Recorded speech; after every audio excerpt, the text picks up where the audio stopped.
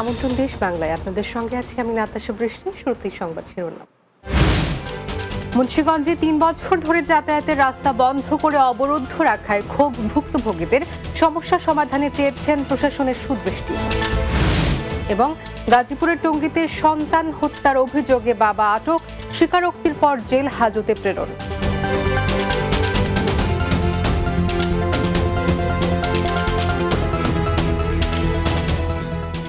শুনছিলেন শিরোনাম, এবারে বিস্তারিত। যাতায়াতের রাস্তা নেই, কোথাও যেতে গেলে টপকাতে হয় দেয়াল। ২০টি পরিবারের সদস্যদের এভাবেই যাতায়াত করতে হচ্ছে। এমন ঘটনা ঘটেছে মুন্সিগঞ্জ সদর উপজেলার রামপাল ইউনিয়নের রঘুরামপুর ঈদগাহের সামনে। গত ৩ বছর ধরে দেয়াল টপকে যাতায়াত করতে হচ্ছে তাদের। এতে অসুস্থ রোগী বা গর্ভবতীদের নিয়ে চরম বিপাকে পড়তে হয় প্রতিনিয়ত। মুন্সিগঞ্জ জেলা প্রতিনিধি রুবেল মাদবরের প্রতিবেদন, বিস্তারিত জানাচ্ছেন মাহমুদ রুবেল। আধুনিক যুগের এই সময়ে রাস্তা বন্ধ করে ২০ পরিবারকে অবরুদ্ধ করে রেখেছেন নজরুল মাল নামে প্রভাবশালী এক ব্যক্তি। তিনি গত ৩ বছর আগে জমি সংক্রান্ত বিরোধকে কেন্দ্র করে রাস্তার প্রবেশ মুখে গেট নির্মাণ করে মানুষের যাতায়াতের রাস্তা বন্ধ করে দেন বলে অভিযোগ ভুক্তভোগীদের। বর্তমানে বৃদ্ধ নারী, পুরুষ ও শিশুরা জীবনের ঝুঁকি নিয়ে মই বেয়ে ৭ ফিটের দেয়াল টপকে যাতায়াত করছে। বিগত আমলে স্থানীয় সংসদ সদস্য ফয়সাল বিপ্লবের প্রভাব খাটিয়ে অভিযুক্ত নজরুলের লোকরা রাস্তার মুখে গেট নির্মাণ করে বন্ধ করে দেয় বলে অভিযোগ করেন ভুক্তভোগী এলাকাবাসী।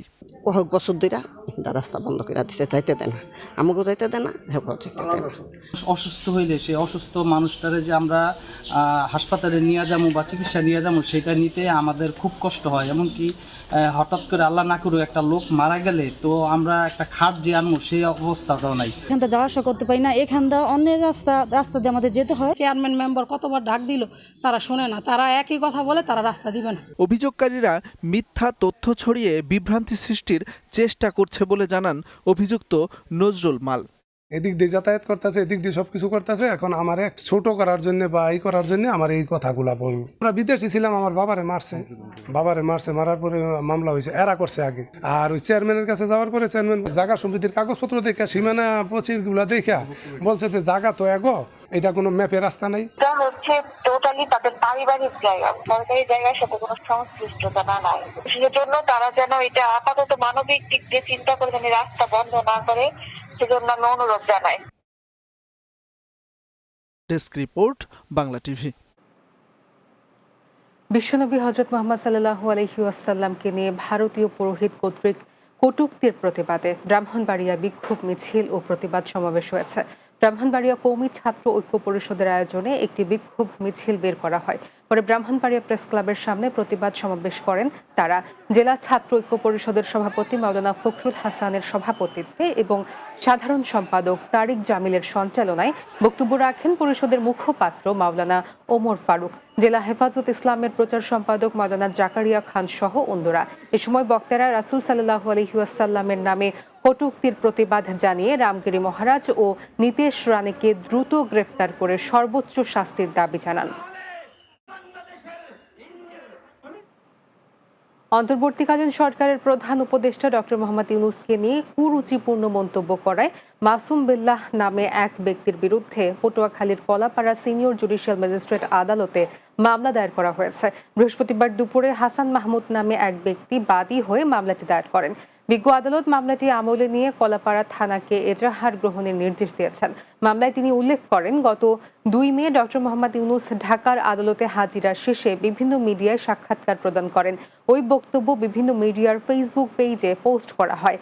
সেখানে মাসুম বিল্লাহ কমেন্টে ডক্টর মোহাম্মদ ইউনূসকে আমেরিকান দালাল বলে আখ্যায়িত করেন। এছাড়া মাসুম তার নিজ এলাকা কলাপাড়ার পূর্ব মধুখালীতে বসে নোবেল বিজয়ী ডক্টর মোহাম্মদ ইউনূসকে নিয়ে কুরুচিপূর্ণ মন্তব্য এবং হত্যার হুমকি প্রদান করেন। গাজীপুরের টঙ্গীতে আব্দুর রহমান মুসা নামে ১১ বছরের ছেলেকে হত্যার অভিযোগে বাবা মহিউদ্দিনকে গ্রেপ্তার করেছে পুলিশ। গত ২২ সেপ্টেম্বর নিখোঁজ ছেলের সন্ধান চেয়ে টঙ্গী পূর্ব থানায় সাধারণ ডায়েরি করেন মুসার মা শরীফুন্নেসা। পরে পুলিশ অভিযান চালিয়ে ফরিদপুর থেকে বাবা মহিউদ্দিনকে গ্রেপ্তার করে। পুলিশের প্রাথমিক জিজ্ঞাসাবাদে ছেলে মুসাকে গলা টিপে হত্যার পর কাশবনে ফেলে দেওয়ার তথ্য জানান মহিউদ্দিন। ঘটনার 5 দিন পর বুধবার রাতে রাজধানী তুরাগের একটি কাশবন থেকে শিশু মুসার মরদেহ উদ্ধার করে পুলিশ। গাজীপুর মেট্রোপলিটনের উপপুলিশ কমিশনার আলমগীর হোসেন সংবাদ সম্মেলনে ঘটনাটির সত্যতা নিশ্চিত করেছেন। পঞ্চগড় জেলা শহরে আকস্মিকভাবে কুকুরের কামড়ে আহত হয়েছেন 13 জন। আহত সবাই পঞ্চগড়ে আধুনিক সদর হাসপাতালে গিয়ে ভ্যাকসিন ও চিকিৎসা সেবা নিয়েছেন। বেশিরভাগ মানুষের পায়ে কামড়েছে কুকুর। 25 সেপ্টেম্বর রাত থেকে জেলা শহরের পৃথক স্থানে এই ঘটনা ঘটে। আহত 13 জনের মধ্যে পঞ্চগড় আধুনিক সদর হাসপাতালের সিনিয়র স্টাফ নার্সও রয়েছেন। পঞ্চগড় পৌরসভার পক্ষ থেকে এ ব্যাপারে ব্যবস্থা নেওয়ার কথা জানিয়েছেন পৌর প্রশাসক আব্দুল কাদের। দেশ বাংলা নিচ্ছি বিরতি, ফিরে এসে অন্যান্য সংবাদের সঙ্গে আরো থাকছে। কাশফুলের শুভ্রতায় মুগ্ধ কালীগঞ্জ উপজেলাবাসী। কাশবন পানের বরজের ছাউনি ও রান্নার কাজে লাগে জানালো কৃষি বিভাগ।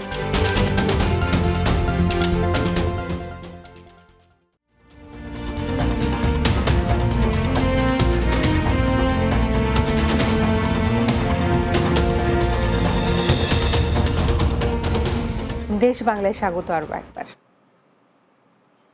ব্রাহ্মণবাড়িয়ার আখাউড়ায় শহীদ সিপাহী বীরশ্রেষ্ঠ মোস্তফা কামালের নামে একটি খেলার মাঠের নামকরণের দাবিতে মানববন্ধন ও সংবাদ সম্মেলন হয়েছে।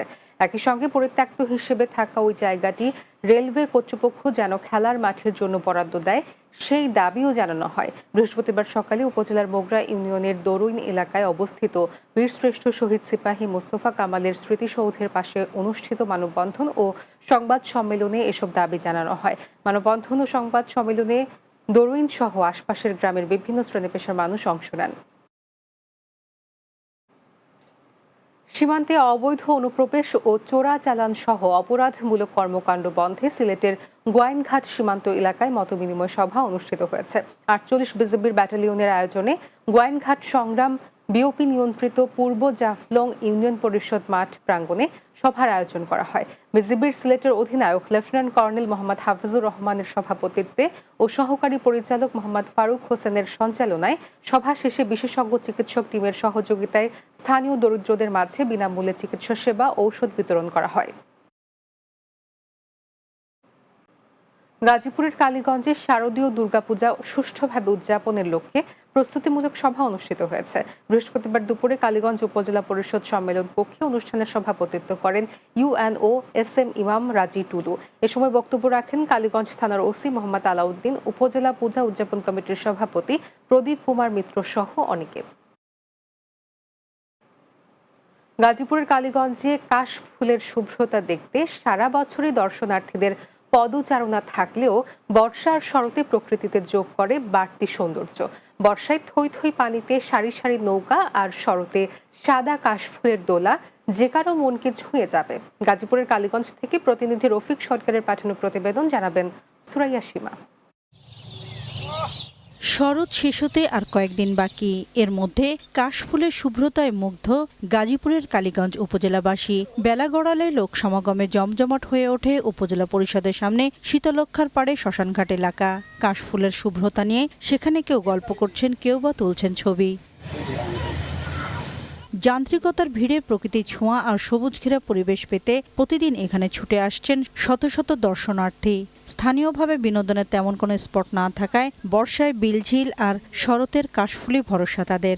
শরৎকালের যে এই কাশফুলের যে ছোঁয়া, মনটা হৃদয় সব ছুঁয়ে যায়। এলাকা জুড়ে শুধু কাশফুল আর কাশফুল, এই সৌন্দর্য দেখে আমি বিমোহিত। সবাই মিললে একটু ফটোগ্রাফি করার জন্য আর এই জিনিসগুলো সবার সামনে একটু তুলে ধরার জন্য। কাশফুল প্রেমীদের আনন্দ দেওয়ার পাশাপাশি কাশবন পানের বরজের ছাউনি হিসেবে এবং রান্নার জ্বালানি হিসেবেও ব্যবহৃত হয় বলে জানান কৃষি কর্মকর্তা। শরৎকাল ও কাশফুল এই শব্দ দুটি খুব সমার্থক শব্দ, কারণ আমরা শরৎকালেই কাশফুল দেখতে পাই। বর্তমান সময়ে প্রকৃতি প্রেমী যারা আছেন তারা খুব আবেগ নিয়ে প্রকৃতির ধারে যাচ্ছেন এবং সুন্দর করে কাশফুলের ছবি তুলছেন। শীতলক্ষার পাড়ে শ্মশানঘাটে যতদূর চোখ যায় সারি সারি সাদা কাশফুল। বিকেলে নীল আকাশে সাদা মেঘ আর কাশফুল মিলেমিশে হয় একাকার। Desk report, Bangla TV. শেষ করব দেশ বাংলা, যাওয়ার আগে শিরোনামগুলো জানিয়ে দিচ্ছি আরও একবার।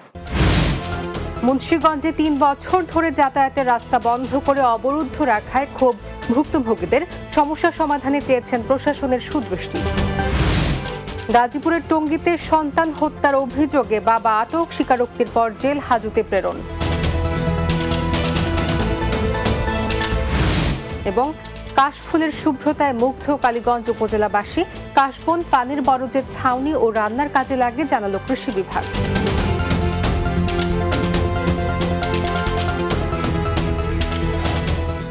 এই ছিল দেশ বাংলায়। আমাদের পরবর্তী সংবাদ বিকেল 4:30 দিনের বাংলা দেখার আমন্ত্রণ রইল। এতক্ষণ সঙ্গে থাকার জন্য ধন্যবাদ সবাই।